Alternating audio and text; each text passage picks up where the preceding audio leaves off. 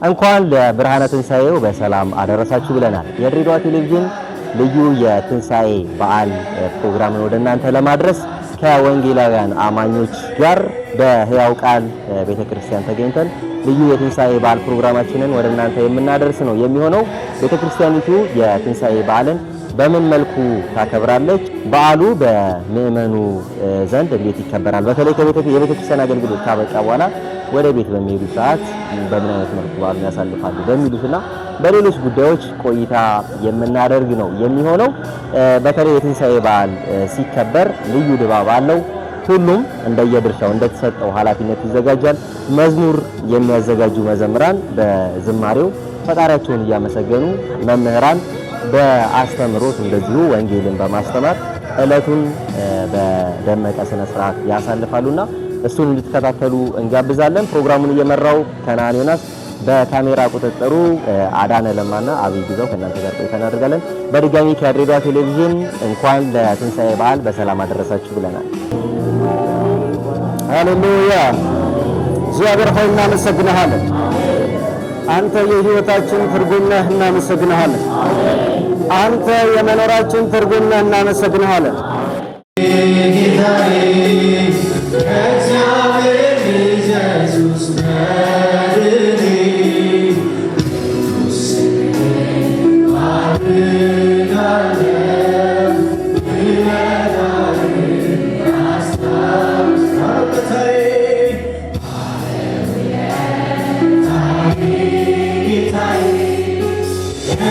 በሕያው ቃል ዓለም አቀፍ ቤተክርስቲያን የትንሣኤ በዓል አከባበርን ወደ እናንተ ያደረስን እንገኛለን። የተከበራችሁ ተመልካቾቻችን ከድሬዳዋ ቴሌቪዥን ልዩ የትንሣኤ በዓል ፕሮግራማችን እንደቀጠለ ነው።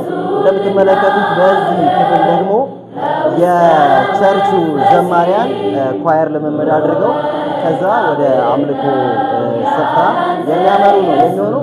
የተለያዩ ዝማሬዎችን እዚህ ከተለማመዱ በኋላ አንድ ላይ በጋራ በመሆን ደግሞ የትንሣኤ በዓልን ከምእመኑ ጋር በጋራ የሚያከብሩ ነው የሚሆነው። አሁንም ልዩ የሆነው የፋሲካ በዓል ፕሮግራማችን እንደቀጠለ ነው። መልካም ቆይታ ይሁንላችሁ።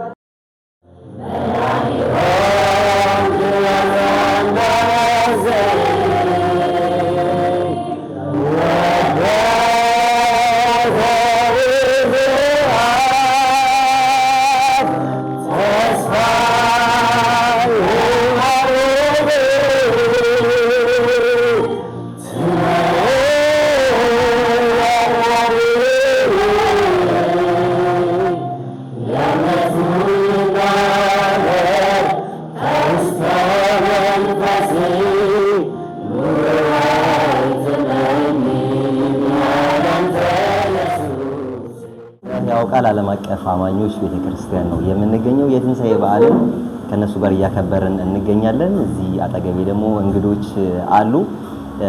በዓሉን በዝማሬ የሚያሳልፉ የአጥቢያው መዘምራን ኳየሮች ናቸውና ከነሱ ጋር ቆይታ የምናደርግ ነው የሚሆነው። በተለይ በዓላት ሲመጡ ትንሣኤ ደግሞ ሲሆን በምን መንገድ በዓልን ያሳልፋሉ በቤተክርስቲያን፣ ከቤተክርስቲያን መልስ ደግሞ ባላቸው ማህበራዊ ህይወት ምን አይነት የበዓል አከባበር አላቸው የሚለውን ከነሱ ጋር ቆይታ የምናደርግ ነው የሚሆነው። እጅግ አድርጌ አመሰግናለሁ። በቅድሚያ ከእህቴ ልጀምርና ስምሽን አስተዋውቂ። ስሜ ሚሚጻይ ይባላል። ያው ኳየሩ የሚያቀኝ በዚህ ስም ስለሆነ ሚሚጻይ ይባላል። ያው ቃል ቤተክርስቲያን ኳየር አገልጋይ ነኝ። እንኳን አደረሰሽ። እንኳን አብሮ አደረሰ። የትንሣኤ በዓል እንግዲህ ሲሆን በዝማሬ እንደዚህ ሰብሰብ ብላችሁ በእርግጥ አገልግሎታችሁ ሁሌም ያለ ነው። በዓላት ሲኖሩ ደግሞ ምን የተለየ ነገር አለ? በምን መልኩ ነው የምታሳልፉት? ፋሲካ ሲሆን ጊዜ ለኛ ትልቅ ትርጉም አለው። ጊዜ ፋሲካ ሲባል ወደ ኢየሱስ ያመለክተናል። ኢየሱስ ያደረገውን ነገር ያሳየናል።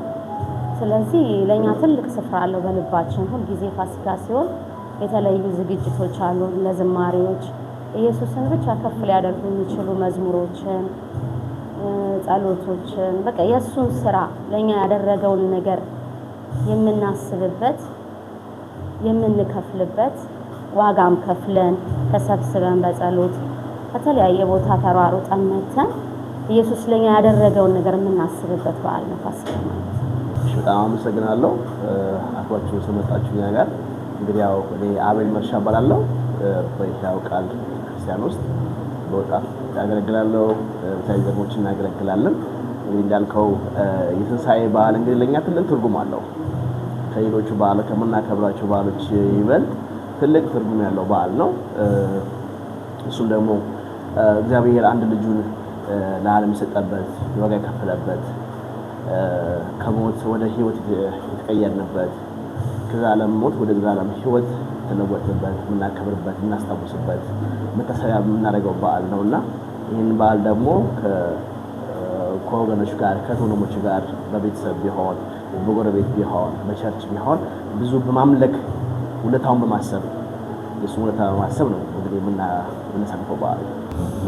ከቤተ ክርስቲያን አገልግሎት በኋላ ደግሞ ስታጠናቅቁ ከቤተሰብ ጋር ወደ ቤት ሄዶ ከጎረቤት ጋር አብሮ የማክበር ልምድም አለ። እንደ ኢትዮጵያውያን ስናስበው ደግሞ ማህበራዊ መስተጋብራችንን በጣም ጠንካራ ነውና እዛ ላይስ በዓልን እንዴት ነው የምታሳልፉት የሚለውንም እናንሳ እስቲ። በጣም ጥሩ። እንግዲህ ያው ብዙ የፕሮግራሞቹ እዚህ ካለቁ በኋላ መጀመሪያ ይሄ ቲሙ ራሱ ወጣቱ ራሱ አንድ ላይ የሚያሳልፍበት ጊዜ አለው። መንፈሳዊ ነክ የሆነ ነገሮች አሉን። ፕላስ ደግሞ ወደ ቤት ከሄድን በኋላ ደግሞ ከሰፈር ከቤተሰቦቻችን ጋር ከጎረቤት ጋር በማዕድ የተዘጋጀውን ነገር አብረን የመቁረስ ያን ትንሣኤውም ድባቡን ራሱ በማምጣት አብሮ የማሳለፍ ነገር አለ። ይሄ ደግሞ በጣም ትልቅ ትውስታ ነው። ሰው ሁሉ የሚጠብቀው ነው። ብዙ ኃላፊነት አለ፣ ልጅ አለ፣ የቤት ውስጥ ስራ አለ። በዓል ሲመጣ አንዳንድ ጊዜ ከአገልግሎት ጎን ለጎንም በስራ የሚያልፍበት ጊዜም ብዙ ነውና ምን አይነት አከባበር ነው ያለሽ አንቺስ ቤት ውስጥ ሆነሽ? ፋሲካን ያው ሌሎች እናቶች እንደሚያደርጉት ዶሮን በመስራት የተለያዩ ነገር በማድረግ ከዛም ባሻገር ለየት ያለ የማደርገው ነገር የራሴ ግሌ ብዬ የምለው ያለኝን ዶሮ አላሳድረው ለሌሎች ሰዎች በላስቲክ ቋጥሬ ልጆቼን አስሼ ለድሆች የማካፈል መንገድ ላይ የተኙትን ሰዎች የመጎብኘት እንደዛ አይነት የራሴ ሆነ የቤተሰቤ ልምድ አለ። ዝማሬ የከፋውን በማጽናናት በማበርታት ትልቅ መንፈሳዊ ኃይል አለውና የትንሣኤ ወቅት ላይ ምናልባት ለበዓሉ ተብለው የሚመረጡ የተለዩ መዝሙሮች አሉ። በምን መንገድስ ነው የሚመረጡት እነዛ ዘማሪዎች የሚለውን እናንሳ። እንግዲህ ያው በዓሉን ላይ ፎከስ ስለምናደርግ ትኩረት ስለሚደረግ የመጀመሪያው የተመረጠው መዝሙር ባለውለታዬ የሚል ነው። ባለውለታዬ ጌታዬ እግዚአብሔር ልጅ መድን የሚል ነውና በድምጽ እንበለው ትንሽ በድምጽ እንሞክረው። እሺ ባለውለታዬ ጌታዬ የእግዚአብሔር ልጅ ኢየሱስ መድህኔ ቅዱስ ስምህን ባርካለሁ ውለታህን አስታውሳለሁ። ባለውለታዬ ጌታዬ የእግዚአብሔር ልጅ ኢየሱስ መድህኔ ቅዱስ ስምህን ባርካለሁ ውለታህን አስታውሳለሁ። ለኔ መንከራተት መስቀል ተሸክመ መውረድ ያኔ ደም ላብ ፍቅር ነው ያስጨነቀ ውለታን አስታውሳለሁ ፈቅጄ አመልክሃለሁ። በተለይ እንደዚህ በዓላት ሲኖሩ ያው አገልግሎቱም በዛው ልክ ነው ጠንከር የሚለውና ከሌላው ጊዜ በተለየ ወይ የፋሲካ በዓል የትንሣኤ በዓል በሚከበርበት ሰዓት ምን አይነት ቀን ነው በቤተ ክርስቲያን ውስጥ የምታሳልፉት? ረጅም ሰዓት የመለማመድ ሂደት አለ ወይስ በምን መንገድ ነው የምታሳልፉት? ፋሲካ እንግዲህ ለኛ ሁል ቀን ፋሲካ ነው። ምክንያቱም ኢየሱስ የተሰቀለበት፣ የሞተበት፣ ስለ ሰው ልጆች ኃጢአት ስለኛ ኃጢአት የማይገባንን ህይወት የተሰጠን በዓል ነው። ፋሲካ ኢየሱስን የሚያመለክት የመስቀሉን በዓል የሚያመለክትና የምናሳልፈው ሁሉ ጊዜ ለኢየሱስ የሚገባውን አይነት ህይወት በመኖር በጽድቅ በመኖር እግዚአብሔርን በመፍራት ምክንያቱም በቤተ ክርስቲያን ውስጥ የተለያዩ ፕሮግራሞች ይኖራሉ። በዓሉ ላይ የሚዘጋጁ ለምሳሌ የመዝሙር ጥናት ነው ትልቁ። እንግዲህ ያው አንድ አይነት ድምጽ እንዲኖር ድምጽ ቆንጆ እንዲያምር ኦልሞስት አሁን ለአንድ ሳምንት ዝግጅት አለ። ቀን በቀን የተዘጋጀን እየጸለይን በጌታ ፊት የሆነን መዝሙር ትሬስ እናደርግ ራሱ እያሰብን ውለታውን እያሰብን ህመማቱን እያሰብን ስቃዩን እያሰብን መዝሙር ውስጥ ራሱ ቃሉ ስላለ ቃልን ደግሞ ራሱ ዲስከስ እያደረግን ራሱ የጠና ነው። በዛ መንገድ እንዘጋጃለን ማለት ነው። በዚህ መንገድ የተለያዩ መዝሙሮች ደግሞ አሉ። ግጥም ይቀርባል፣ ኪሮግራፊ ይቀርባል፣ እንደዚህ የአምልኮ ወርሺፕ ታይሞች ይኖራሉ። ስለዚህ ብዙ ነው ዝግጅቱ ማለት ነው። በዚህ በድምቀት ስለሚከበር በዓሉ ራሱ በቤተክርስቲያን ውስጥ ከህፃናት ጀምሮ ማለት ነው ከህፃናት ጀምሮ ኦልሞስት ወደ 5 እና 6 ጥቡ ከዋይራቻ ዘማሪዎች አሉ። ስለዚህ ሁሉ እንደየቡድኑ እንደየዲፓርትመንቱ ያንን ነገር ለማሰብ ከህፃናት ጀምሮ የሚያስቡት ማለት ነው። ይሄንን ፕሮግራም እያደረገን እናመሰግናለን። በመጨረሻም እንኳን አደረሳችሁ የሚል መልእክት ማስተላለፍ ትችላላችሁ። እድሉን ላንቺ ልስጥሽ ቅድሚያ። ያው ለሁሉም ኢትዮጵያውያን ለድሬዳዋ አስተዳደር ለሁሉ እንኳን አደረሳችሁ። እንኳን ለጌታችን ለመድኃኒታችን ለኢየሱስ ክርስቶስ የልደት በዓል አደረሳችሁ። እንግዲህ ለመላው ለያው ቤተ ክርስቲያን እንዲሁም ደግሞ ለመላው ክርስትና ሃይማኖት ተከታዮች በሙሉ የምትገኙ እንኳን ለጌታችን ለመድኃኒታችን ለኢየሱስ ክርስቶስ የትንሣኤ በዓል በሰላም አደረሳችሁ ማለት ተወዳለሁ። ይህ በዓል እንግዲህ እግዚአብሔር አንድያ ልጁን የሰጠበት በዓል እንደመሆኑ መጠን ሁላችንም ይሄንን በዓል እያሰብን እግዚአብሔርን እንድናመሰግን እንድናመልክ ትንሣኤውን እንድናስብ ከሞት ወደ ህይወት የመጣንበት ስለሆነ ሞት የተሻረበት ሲኦል የተሻረበት ሰው በዓል ስለሆነ ይሄን ነገር በዓል እያሰብን ሁላችንም ይሄን በዓል እንድናከብር እጋብዛለሁ። አመሰግናለሁ።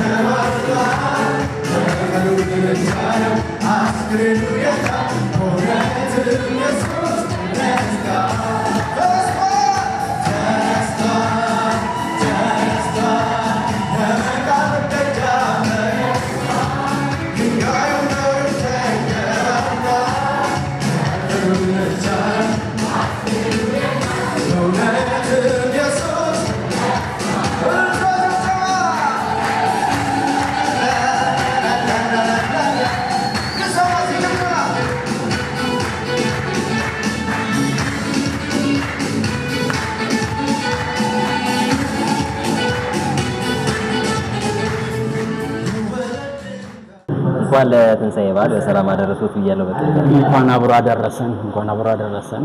ማን ልበል ስሙትን? ስሜ አቶ ሰይፋንቱ እባላለሁ። የዚህ ቤተክርስቲያን መሪ ነኝ እና አገልጋይ ነኝ። በጣም ጥሩ። እስቲ የትንሣኤ በዓል ለእርሶ ምን አይነት ትርጉም አለው? የትንሣኤ በዓል ለእኔም ሆነ ለቤተሰቦቼ ትልቅ የሆነ ትርጉም አለው። በተለይም በእንደዚህ አይነት ሁኔታ ከቤተሰቦቼ ጋር ሳከብር እግዚአብሔር በምሕረቱ ባለጸጋ ስለሆነ ከዘመናት በፊት የሰው ልጅ ለማዳን የገባውን ኪዳን የፈጸመበት የሞት የኃጢአት የበደልን ዕዳ የከፈለበት እኛን ነፃ አድርጎ በአንድ ልጁ ሞት ምክንያት እኛን ነፃ ያደረገበት ስለሆነ እኔ ከቤተሰቦች ጋር ይህንን በዓል ሳከብር ለየት ባለ ሁኔታ ነው የማከብረው። ፓስተር ምስክር አበበ እባላለሁ። የሕያው ቃል ቤተክርስቲያን ዋና መጋቢና አገልጋይ ነው። የትንሣኤ በዓል ሃይማኖታዊ ትርጓሜ እንግዲህ ትልቁ ምንድነው? ሰው ልጅ ሞት መጨረሻው እንዳልሆነ ሰው ከሞት በኋላ ሕይወት እንዳለው ማሳያ ነው። ሁለተኛው ደግሞ ኢየሱስ ክርስቶስ በመስቀል ላይ ሞቶ እንዳልቀረ የሰው ልጆችም አንድ ቀን የዘላለም ሕይወትን ለማግኘት መነሳታቸው እንደማይቀር የሚያሳይ ሲሆን ማንም በኢየሱስ ክርስቶስ የመስቀል ሥራ ያመነ ሁሉ የዘላለም ሕይወት እንዲኖረው የሚያደርግ ትልቅ ትርጉም ያለው በዓል ነው ማለት ነው። ስሜ ወንጌላዊ ሙሳ እየለባላለሁ። በሕያው ቃል ቤተክርስቲያን ውስጥ በመሪነት አገለግላለሁ። ፋሲካችን ክርስቶስ ታርዷል ነው የሚለው መጽሐፍ ቅዱስና ኢየሱስ ክርስቶስ ስለ ኃጢአታችን ስለ በደላችንና ስለ መተላለፋችን የሞተበትና ሞትን ድል አድርጎ የተነሳበት ታሪካችን የተቀየረበት ነው። ፋሲካ ነፃ የወጣንበት በክርስቶስ ኢየሱስ በማመናችን ነፃ የወጣንበት ነው። ፋሲካ ለኛ ትልቅ በረከት ነው። ፋጡማ እባላለሁ። እንግዲህ የትንሳኤ በዓል ለኔ ትልቅ ትርጉም አለው። እሱም ማለት ከሞት ከዘላለም ሞት ወደ ዘላለም ሕይወት የተሻገርንበት እግዚአብሔር አንድ ልጁን ሰጥቶ እሱም ደግሞ ስለ ሰው ልጆች ኃጢአት በደል መተላለፍ ደቆና ሞቶ ከሞት በተነሳ ጊዜ እኛን ሁላችንን ከሱ ጋራ የትንሳኤ ሕይወት እንድናገኝ ያደረገበት ትልቅ ቀን ስለሆነ በጣም ደስ የሚል ቀን ነው ብዬ አስባለሁ። አየለች ከበደ እባላለሁ። እንኳን አብራ ደረሰን።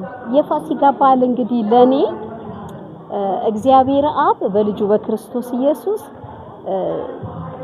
ለሰው ልጆች ያለውን ፍቅር የገለጠበት ነው እና በእርሱ የሚያምን ሁሉ የዘላለም ሕይወት እንዲኖረው እግዚአብሔር አንድያ ልጁን እስኪሰጥ ድረስ ዓለምን እንዲወዷል ይለይለ እና የተወደድንበት ልክ ነው ፋሲካ። ምንድነው እንግዲህ የዘንድሮው የትንሳኤ በዓል ሲከበር በዓለም ዙሪያ የሚሰማው የሚታየው ነገር በጣም ከባድ ነው። በአገራችንም የተለያዩ አይነት ችግሮች አሉ። ግን ትልቁ የትንሳኤው ትርጉም እርቅ ነው።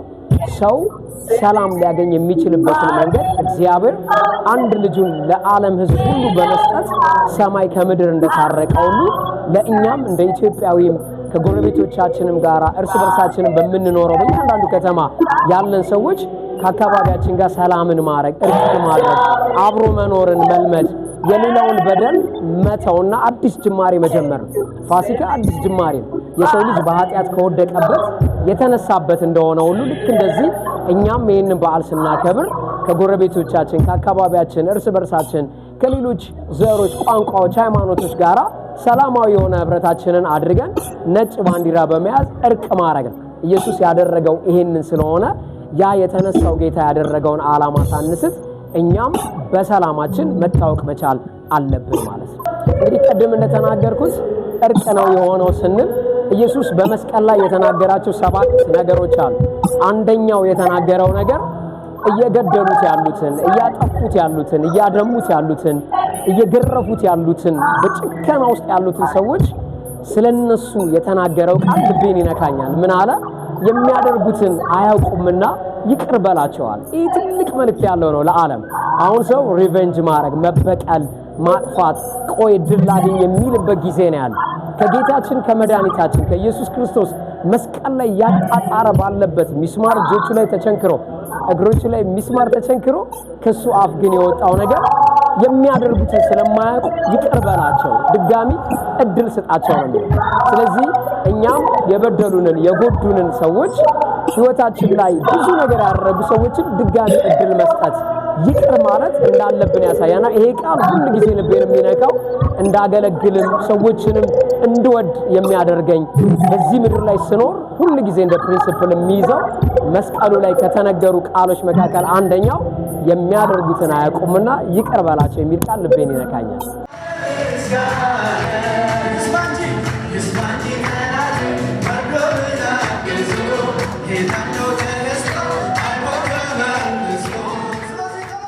የትንሳኤ በዓል ሲከበር እዚህ በቤተ ክርስቲያኑ አንድ ላይ ምዕመኑ ሰብሰብ ብሎ ያከብራል። ከዚህ ደግሞ የአገልግሎት ደግሞ እንዳበቃ ወደ የቤታችሁ ሄዳችሁ ደግሞ ባላችሁ ማህበራዊ ህይወት ከተለያዩ ወገኖች ጋር በዓል ማክበር የተለመደ ነውና የቤት ውስጥ አከባበር ውስጥ ቤት ውስጥ ያው ድሬዳዋ እንደምታውቃት ሁለገብ የሆነች ከተማ ናት። ማህበራዊ ግንኙነቱ መስተጋብሩ እንዳለ ነው። ሁላችንም በሰፈር ውስጥ የምንገኝ ሰዎች ትልቅ ትንሽ ሳይባል ሁሉም በአንድ ላይ ተሰባስበን ነው የምናከብረው። በዓሉ የሚመለከታቸው የማይመለከታቸው ሰዎች ከነሱ ጋር አብረን ነው የምናከብረው። እንደዚሁም ደግሞ በመሰጣጠት በተለይም ደግሞ ጌታ ኢየሱስ ክርስቶስ ራሱን ሰጥቶ ስለሆነ መስጠትን ያስተማረን በመስጠት የተቆረሰልን ጌታ ስለሆነ በመቆረስ ለሌሎች በመስጠት በማካፈል የሌላቸውን በመርዳት እንደዚሁም ደግሞ እሱ ወደ ሰላምን ነው የሰበከው።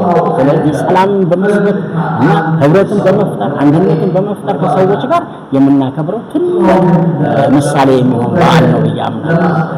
ያው እኛ ክርስቲያኖች አይደል ባህላችን መጽሐፍ ቅዱሳዊ ነው እና መጽሐፍ ቅዱስ ፋሲካ ከክርስቶስ ልደት በፊት የሚከበር ነበርና ለሌላቸው በየቤታቸው ምግብ ይሰጡ ነበር፣ ይልኩ ነበር እስራኤላውያን እና እኛም ያለንን እግዚአብሔር ይወደናል ብለን ስንገልጥ እግዚአብሔርን የምንወድበት ተግባራችን ሌላውን መውደዳችን ያለንን ደግሞ ለሌላው ማካፈላችን ከህዝቡ ጋር ከጎረቤት ጋር ከቤተሰብ ጋር በፍቅር መኖራችንን በስጦታችን በተግባራችን የምናሳይበት እና እግዚአብሔርን የምናከብርበት እግዚአብሔርን ደስ የምናሰኝበት ድሆችን የምናስብበት መጽሐፍ ቅዱስ ሲናገር ለድሃ እንድናካፍል ነው የሚያዘንና ለድሆች የምናካፍልበት ድሆችን የምናስብበት ፍቅራችንን የምንገልጥበት ሰላማዊ ህይወት እንዳለን ደግሞ በዓለም ላሉት የምናሳይበት ምክንያቱም የክርስቶስ ህይወት በእኛ ስለሚገለጥ እሱ ሰላማችን አይደል? ሰላማዊ ሰው ደግሞ ሰው ይወዳል። እንግዲህ ይሄ ነገር እኛ ኢትዮጵያውያን ነን። ኢትዮጵያውያን ደግሞ በዓልን በማክበር ጎረቤትን በማሰብ ከጓደኛ ከወዳጅ ከቤተሰብ ጋር አብረው ነው በዓል የሚያሳልፉትና ይሄ ደግሞ የትንሳኤ በዓል ሲሆን የተለየ መልክ አለው።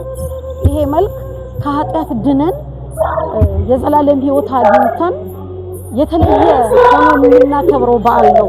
ስለዚህ ከጎረቤቶቻችን ጋር ከወዳጆቻችን ጋር በጣም በጥሩ ሁኔታ በዓሉን እያሰብን በዓሉን እናከብረዋለን።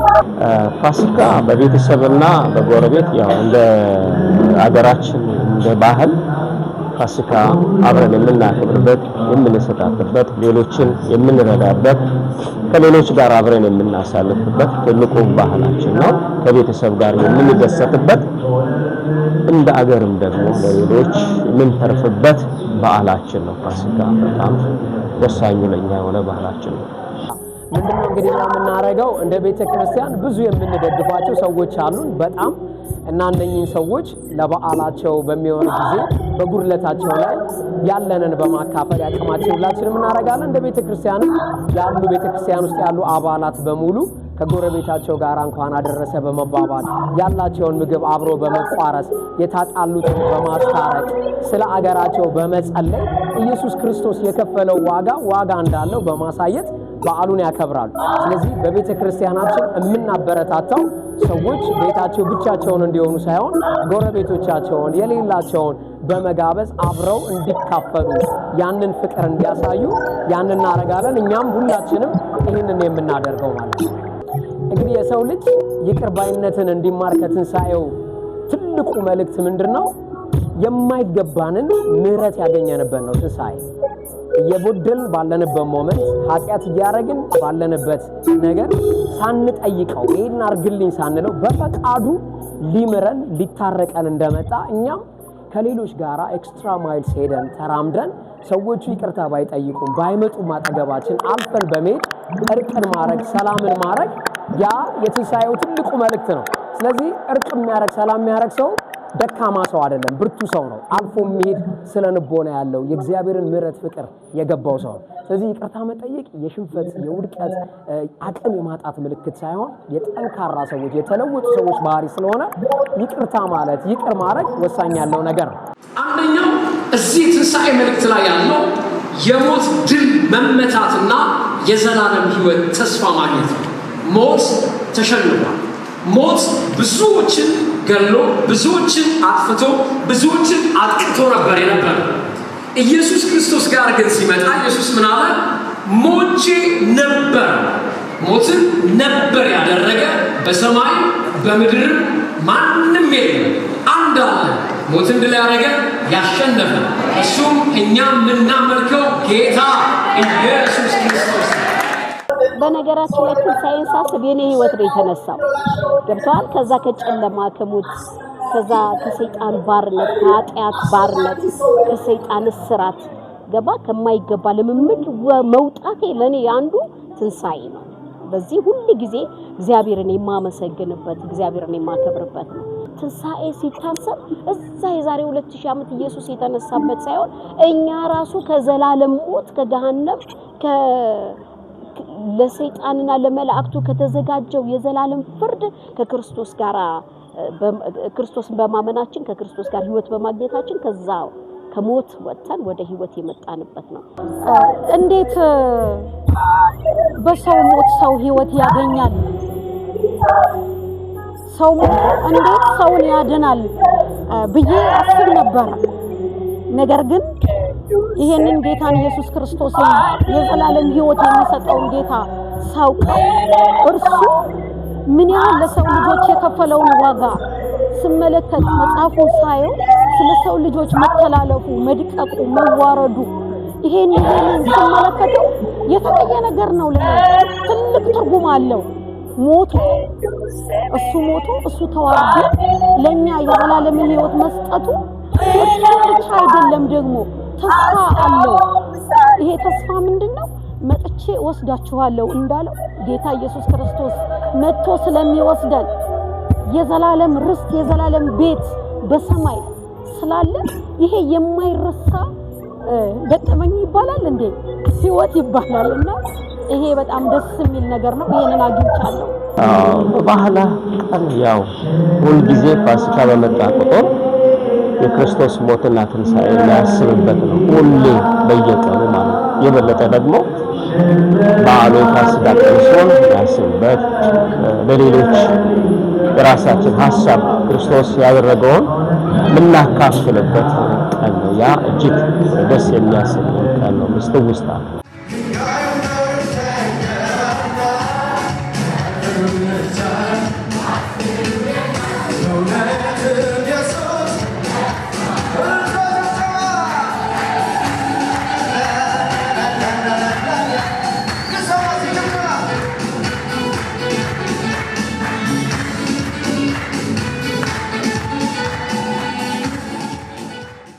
ከድሬዳዋ ቴሌቪዥን የትንሣኤ በዓል ፕሮግራማችን በሕያው ቃል ቤተክርስቲያን እንደቀጠለ ነው።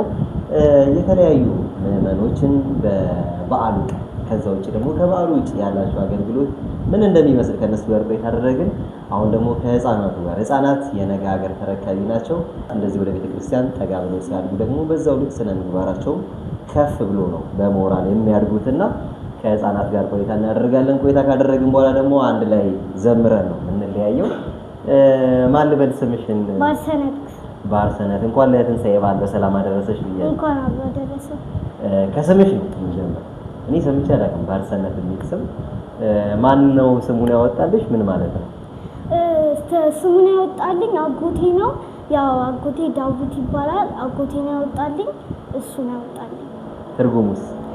የእግዚአብሔር መታሰቢያ ማለት ነው። የእግዚአብሔር መታሰቢያ ማለት ነው። በጣም ጥሩ። የትንሣኤ በዓልን እያከበርን ነው የሚገኘው። የትንሣኤ በዓል ስታከብሪ አንቺ ምንድን ነው የሚሰማሽ? እኔ ደስታ ይሰማኛል። ምክንያቱም ኢየሱስ ክርስቶስ በመስቀል ላይ ለኛ ደም ለኛ ኃጢአት ሲል በመስቀል ላይ ስለተሰቀለ እኔ ደግሞ ለሱ ምስጋና ማቅረብ ስላለብኝ ደስ ይለኛል። በቤተ ክርስቲያን ውስጥ ትንሣኤ ሲሆን እንዴት ነው የምታከብሩት? ከጓደኞችሽ ጋር? ከጓደኞቼ ጋር መድረክ ላይ ወጥተን እንዘምራለን፣ ኪሮ እናቀርባለን፣ ሌሎችንም ነገሮችን እናቀርባለን እና በዚህ ደስ ይለኛል። በጣም ጥሩ። ከዛ ደግሞ ቤተ ክርስቲያን አንድ ላይ እንደዚህ ታከብራላችሁ አይደለ? ከዛ ወደ ቤት ደግሞ ከሄዳችሁ በኋላ ቤት ውስጥ ሰፈር ውስጥ እንዴት ነው የምታከብሪው በዓልን አንቺ? እዛም ጓደኞች አሉኝ እና ከጓደኞቼ ጋር እንዘምራለን። ከዛ ቁጭ ብለን የእነሱም በሃይማኖቶቹ ይዘምራሉ፣ እኔም በሃይማኖቴ ይዘምራሉ። ከዛ ፓፓ ምናምን ትሄዳላችሁ? እንዝናናለን። እንዝናናላችሁ። በዚህ መንገድ በዓልን ታሳልፋላችሁ። በጣም ጥሩ። ኢየሱስ ክርስቶስ ለኛ ሕይወቱን ነው የከፈለልን አይደለ? ህፃናት ደግሞ ወላጆቻቸውን አክብረው ሀገር ወዳድ ሆነው እንዲያድጉ ምንድነው ማድረግ ያለባቸው ያለሽ? መጀመሪያ እናት አባቶቻቸውን ማክበር ነው። መጀመሪያ ግን እግዚአብሔርን መጸለይ፣ ከእግዚአብሔር ጋር መገናኘት ነው አንደኛ ነገራቸው።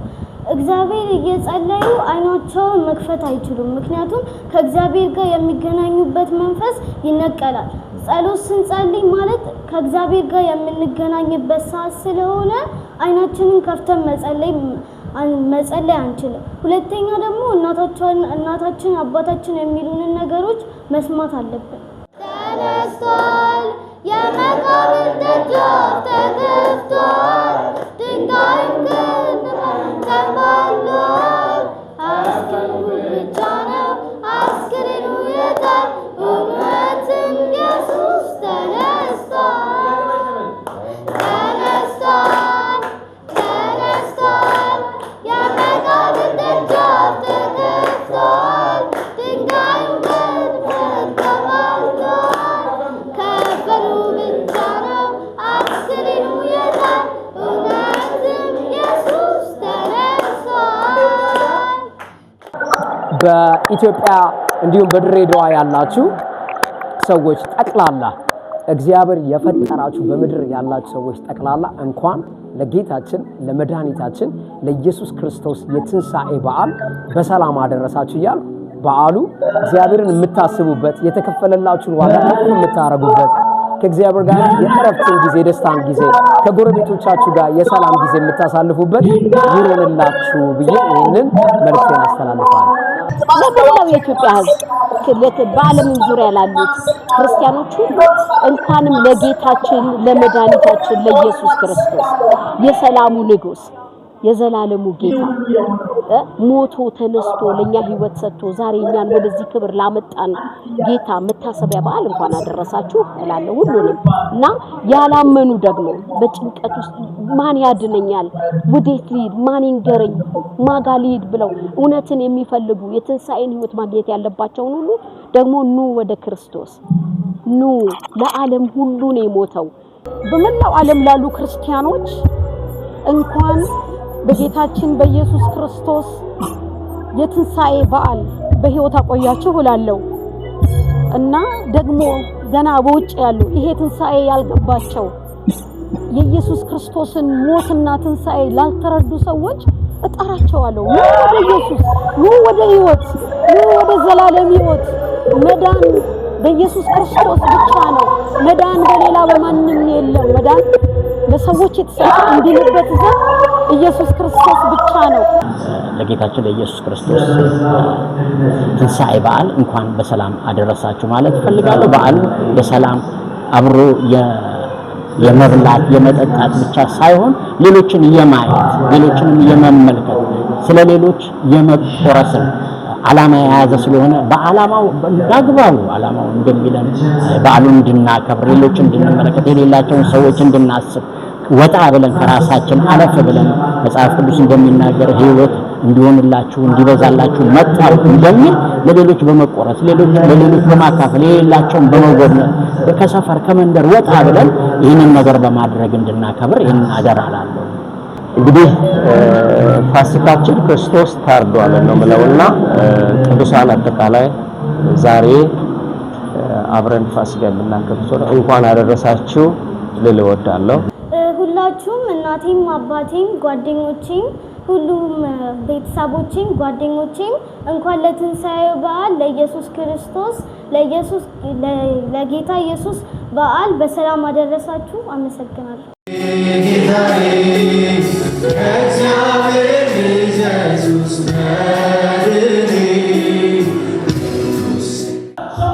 የተከበራችሁ ተመልካቾቻችን በድጋሚ እንኳን ለብርሃነ ትንሣኤው በሰላም አደረሳችሁ ብለናል። ከወንጌላውያን አማኞች በተለይም ደግሞ ከሕያው ቃል አማኞች ዓለም አቀፍ ቤተክርስቲያን ምዕመናን እንዲሁም ደግሞ መምህራን ጋር ህፃናትን ጨምሮ ልዩ የትንሣኤ ቆይታ አደረግን። በቆይታችን ብዙ ነገሮችን አነሳ። ምዕመኑ በቤተክርስቲያን ከዛ ደግሞ በማህበራዊ ህይወቱ በዓልን እንዴት ያሳልፋል የሚለውን ቆይታ አድርገናል። በቆይታችን ብዙ ቁም ነገሮችን እንዳገኛችሁ ተስፋ እናደርጋለን።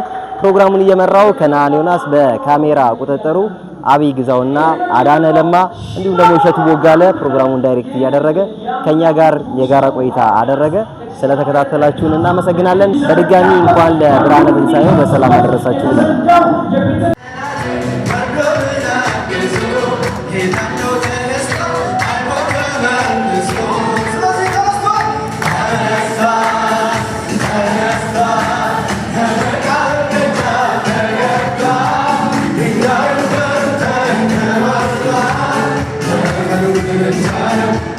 No